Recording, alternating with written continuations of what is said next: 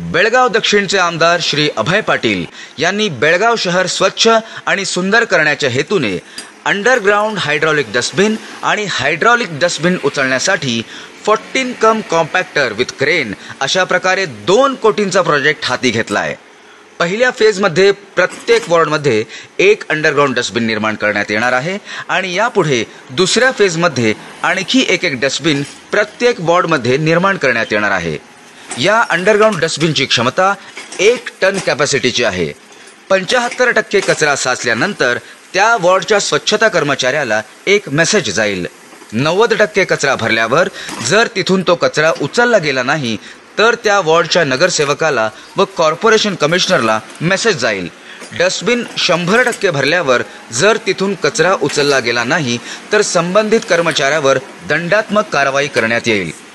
असा हा आगळा वेगळा आधुनिक पद्धतीचा सेन्सर असलेला डस्टबिन बेळगावमध्ये येत्या 15 दिवसात बसवण्यात येणार आहे आणि याची सुरुवात शहापूरमध्ये होणार आहे। हा उपक्रम कर्नाटकातच नाही तर भारतातला पहिला उपक्रम असेल।